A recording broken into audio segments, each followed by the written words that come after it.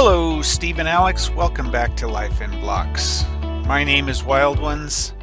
Today, we're going to do something a little bit different than I've seen most people do before. We're going to try and find a stronghold, but we're not just going to throw a bunch of Eyes of Ender and follow a random path.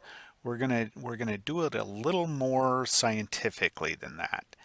But before we get on with that, I do want to give you some updates on some things we've done in previous blocks. So first off, you'll notice right over here, I've built another building. This is essentially the vanilla MPC church building. I've modified it very, very slightly. No functional changes, but if you look at the side here, you see I've changed a couple of blocks to give it more of the look and feel of an actual church. Namely, those few blocks up at top, I put I think it's andesite, polished andesite, to give it more of a cross pattern up there, so it looks more like a church. I did that on all four sides, and since it's in the roofed forest, I also gave it the dark oak door. I also moved Larry, our first NPC villager, over here. You notice I put the carpets on the floor, and I'll show you why in a minute. But since Larry's a cleric, I thought this was a good place for him. Because I did put the carpets on the floor, I had to remove that bottom ladder rung, but that was not a big deal, in my opinion. But the main reason for putting the carpet down here, apart from the fact that I think it looks nice, is that I wanted to protect Larry. So apart from putting the door on sideways like I usually do, I also dug a pit here under the ground, and it's low enough that neither Larry nor zombies would attempt to go past. It goes down, I think, 4 blocks. And then I put some string down there to hold the carpets. So that way mobs and villagers and everybody see that as a pit, and they won't try and walk across it. But of course, since the carpet's there, I can walk across it without any problem. So that gives a little extra security for Larry there. And so we've got that part. So now, in the interest of full disclosure, you guys are going to find this out here soon anyway, but the other villagers that you saw me catch and name Curly over there in the building, he's gone. I actually don't really even know what happened to him, and it's getting late here. So let me go catch a nap, and then we'll talk about that. Just a minute.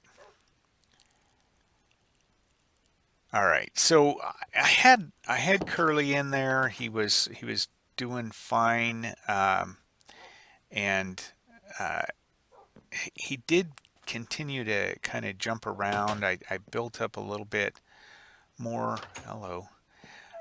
Built up a little bit more around to try and contain him and keep him from jumping, and it didn't work. I don't really know what was going on with him, but I think it may have had to do with those trap doors I had here in the window. I think he saw those as a path he could go through, and just kept trying to jump out. But I just came up here, checked in on him, and he wasn't there. So I don't know whether he got killed or whether he got out and ran away or what, but I haven't seen any sign or trace from him since. So I've modified this area a little bit since then. I changed those trapdoors for fence post to see if that would help, and it seems to have. I was able to collect a couple more zombie villagers from down below. Pretty much the same method I had before. I did rename another one of them Curly, so we've got a new Curly, and we've also got a Mo. And uh, then I've since kind of modified this, so at some point, if I get another fisherman, I will put him in here, and hopefully he won't jump out and run around. Um, I put crafting tables here just because it gives me a crafting table to have in this room. Plus, I thought it kind of looked shoppy, like a fishing hut. If you come in and trade with the fisherman, he might have that type of thing in his shop. So the hanging down trapdoors here prevent anybody from escaping, and I think it kind of also looks okay. So anyway, there's that. The next villager I got was actually a blacksmith, so I thought it made sense to put him in this building, and I named him Mo. Um, and made a little modification here so that he can stay in here securely, and I can kind of view him through that window area there, look in at him, and be able to trade either through the door there with the gate or through this open area, and I can usually reach him enough to call him for a trade. And I put this fence post down in the corner to prevent zombies from walking up and attacking him through that corner, which they can do sometimes. I did replace the block, as I indicated I was going to, with an actual anvil. So we've got that. And then the other villager that I was able to get, I named him Curly again. But he is over here, and he's a librarian, so I converted this building into a library. Now, it's not an NPC library, or yeah, it's not an NPC village library, typical, but it's my version of a library. So we've got some books down here, crafting tables, because I may need them. I did the same trick with the carpets down here. So there is a pit under this to prevent any mobs from coming in through the door. Okay, they shouldn't be able to get through the door because it's on kind of backwards. But if they do, they won't come on in because they'll see this big pit here. And then because he's a librarian and I was putting books in here, I thought I would go ahead and do what you normally do with bookcases, which is to build a big array of bookcases up here and put a crafting or enchanting table. So these trapdoors can fold down, so if I need to get in there and maybe put a torch in front of those so that I can change the crafting layer, I can, but I also have this up here so that I can come up here and do some dedicated crafting if I need to, or enchanting, sorry. Probably will go ahead and fill the rest of these shelves with more books around here. But in the meantime, this is a full enchant setup, so it works just great. Yeah, there's that. And Curly is also, I've done some trading with him. And, you know, this first one, Smite for 15 emeralds. It's not too bad, Smite 5, so that's good. I get a lot of those from fishing, but, you know, it's not bad.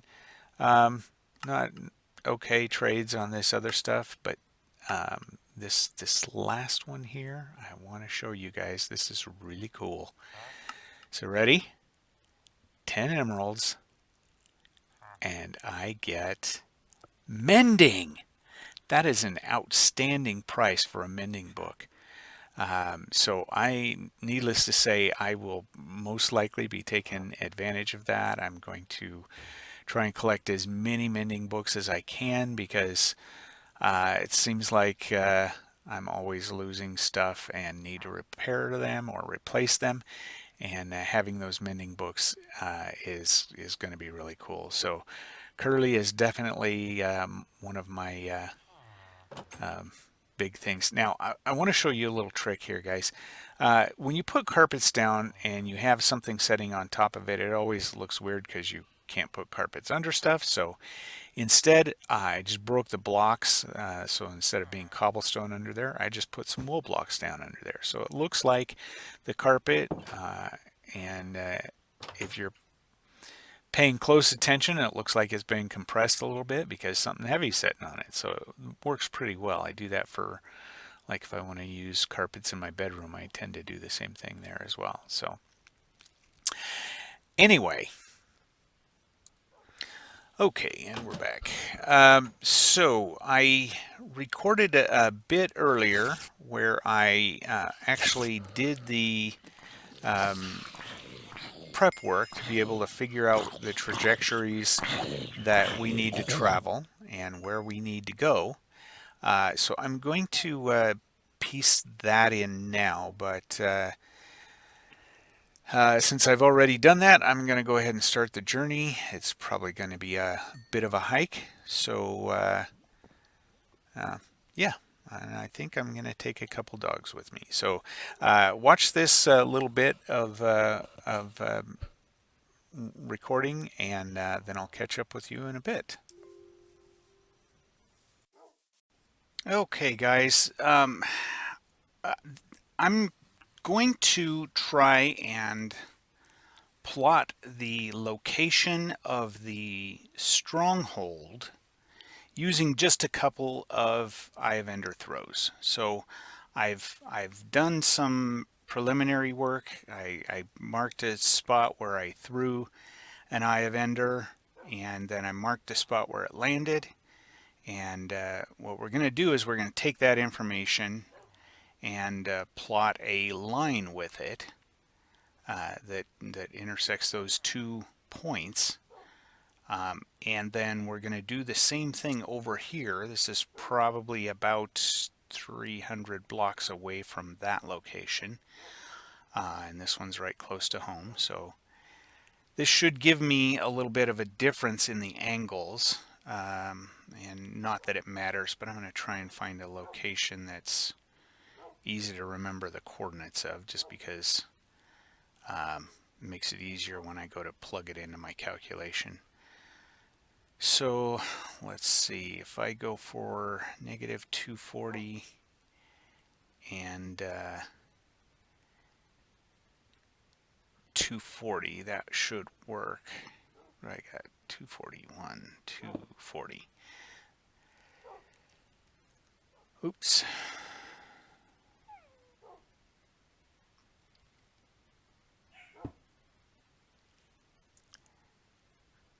Yeah, there we go.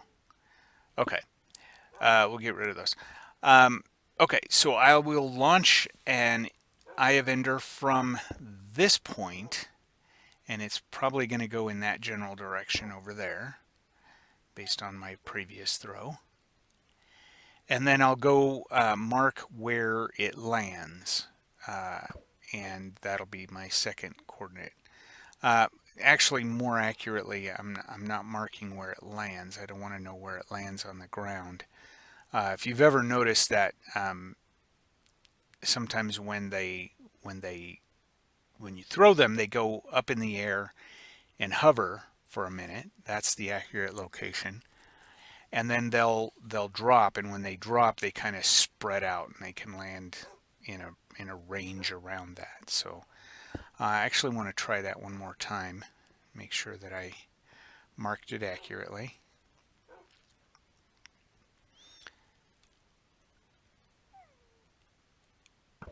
All right. Yeah. Okay. Eh, that's pretty close. It's probably like right between those two blocks, but that'll work. We'll use those. I kind of feel that this is going to be more or less a ballpark measurement anyway, just because it's blocks. There's a lot of room for error. So I feel like when I do all the calculations and figure out where this should put me, I'm probably going to be, within 100 blocks one way or another. So let me take this information and plug it into my calculations, and we'll go from there. Okay, and welcome back. So I've been doing a little bit of traveling here, and I just want to let you know, guys, I have the spreadsheet that I use to make those calculations. I have uh, a copy of that, and I'm willing to post it. I would even be willing to. I've got a boat here, so there it is. Okay. I would even be willing to make a little video to explain how I did that. Um, but I'm not going to take the time to put it into this video.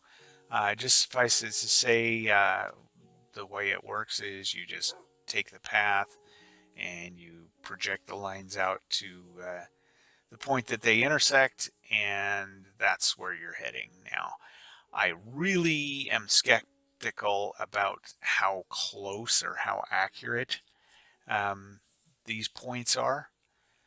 So, I mean, it gives me a singular point when I do the calculations, but I'm skeptical that that will actually be where I find the stronghold. The margin of error just seems to be too high. So, um, what I'm going to do here and what I'm looking for is to find that exact location.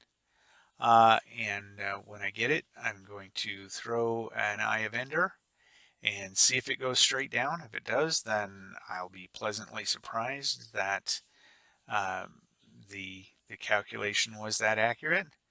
But if it doesn't, then I will at least know I'm in the ballpark, and maybe one or maybe two more tosses should help me find the exact location. But it should be here.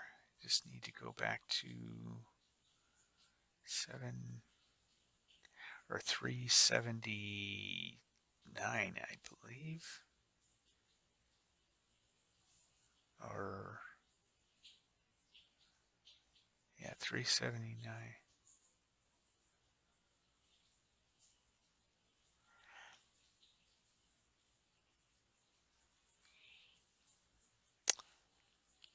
And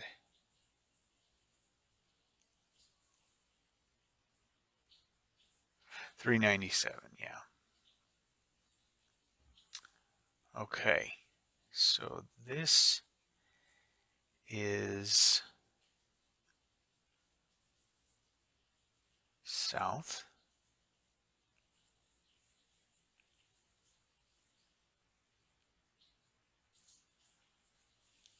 and this should be the location, I believe. One over, I drifted off a little bit. There. That should be it right there. Okay. So I'm going to throw another pearl, or not pearl, eye of ender, and then we'll see where it goes. I don't really want to throw it at night though, so um, I think I might wait till day before I throw it. Um,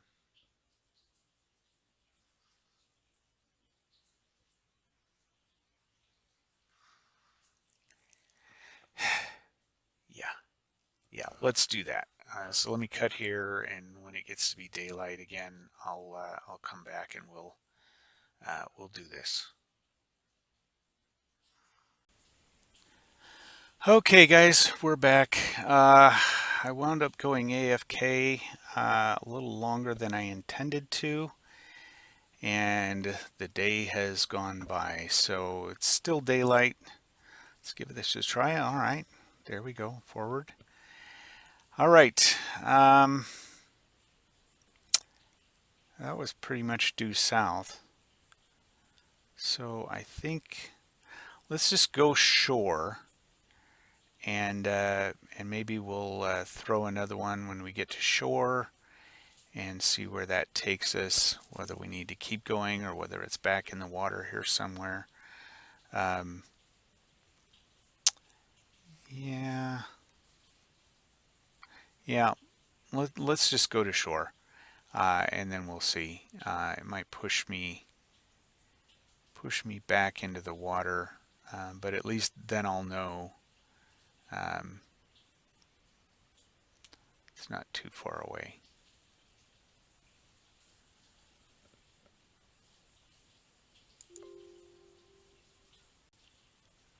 Okay, sorry about that, guys. Real life called.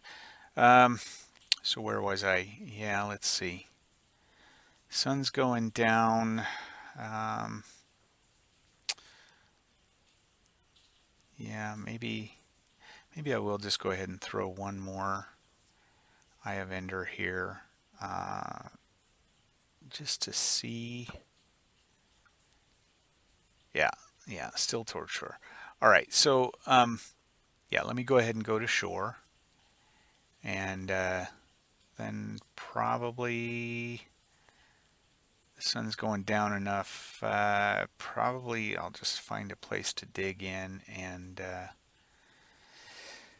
spend the night again, uh, and go searching some more for the stronghold in the morning. Um, they were going pretty much straight, so I think I'm just gonna get off and go, you know, as directly south as I can from where I was, maybe. Well, no, maybe time for one more throw oh, yep, still same direction. All right. Yeah, let's find a place to dig in and um, yeah, maybe just do some mining while I'm waiting for daylight. I just don't want to be out exploring when creepers are going to be trying to jump on my head. So um, I don't know if you guys have figured it out, but creepers are the one mob that bother me the worst. I feel okay with pretty much everything else, but I don't like creepers. Ah, okay. This is interesting. Let's uh, let's do this. Give me some torch here to light this up.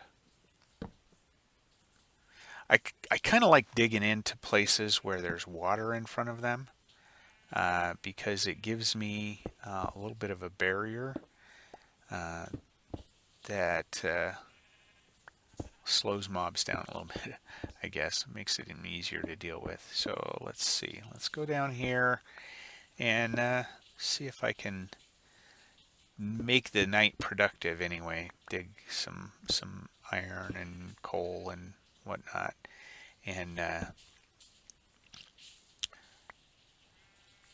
yeah, anyway, I'll check back with you guys in the morning. Hey guys, I just brought you back because I keep hearing,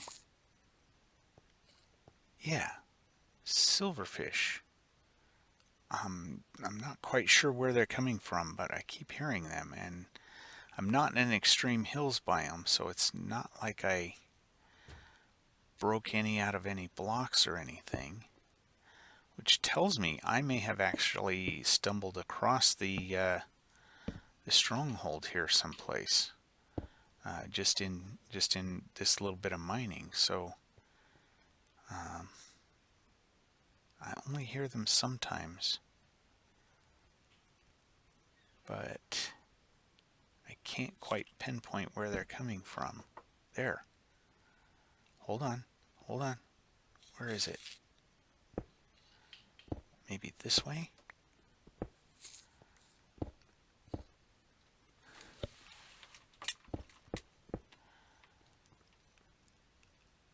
Yeah, Stronghold walls. Okay, let's see. Let's see. Hopefully this will break into the portal room here. Okay.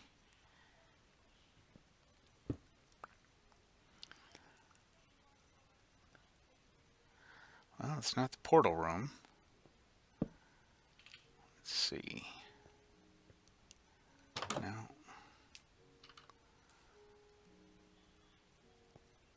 Maybe down there? It seems awful far away.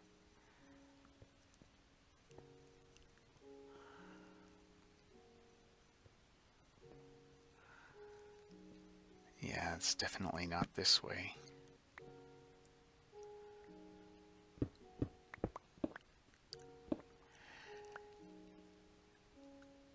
Yeah, so I don't know. I'm listening, not hearing anything now. It was just here. There it is. Must be that way. Why don't I hear it down there? Okay, here's what we're gonna do. Let's go down just. Yeah. Definitely sounds like it's coming over to the side, but I always have a hard time pinpointing sound. But fortunately, the game has given us something here that helps out with that quite a bit. So if I've got these subtitles on, if you see down on the lower right side, when the silverfish hisses, it gives me a, see, it gives me a little pointer to the side. So if it happens directly in front of me, it doesn't do that. But if I'm facing to the side, see, then the arrow points in the direction that the sound's coming from. So there we go.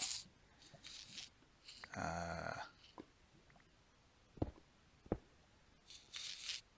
I on top of it? Let's go down and see.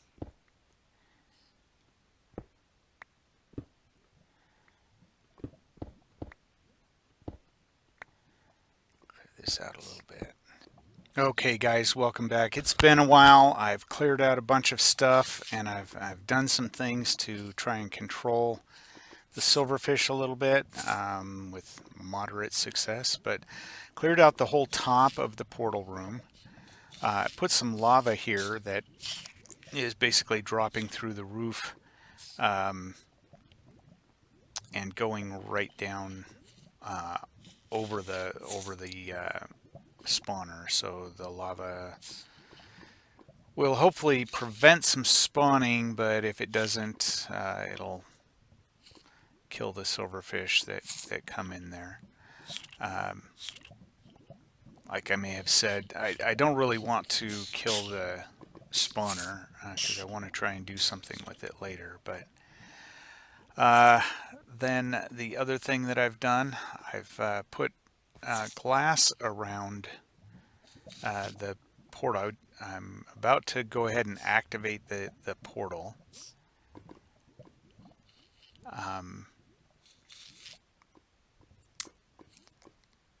There we go. Yep, so we've got the portal activated. I'm going to encase it all in glass here so that it'll just keep silverfish out of it and give me a clear path to go into it, and then we're going to drop into the portal from the roof above. So I'll punch a hole in the roof and we'll just drop in that way since you come out.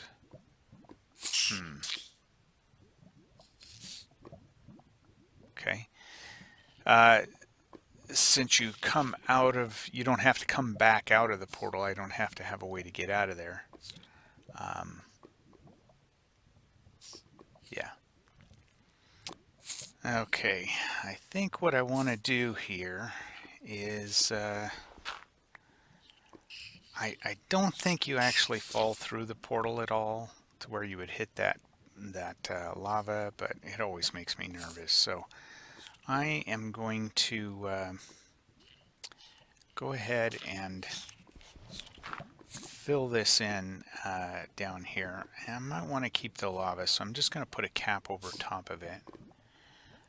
And then that'll allow me to jump through that portal without running the risk of setting myself on fire in the lava when I go through to do the fight.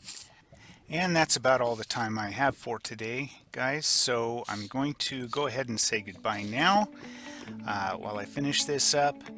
And if you're interested in seeing that spreadsheet method, make sure that you put a like on this video. If I get at least 10 likes, I'll probably go ahead and do that for you. So have a great day, guys.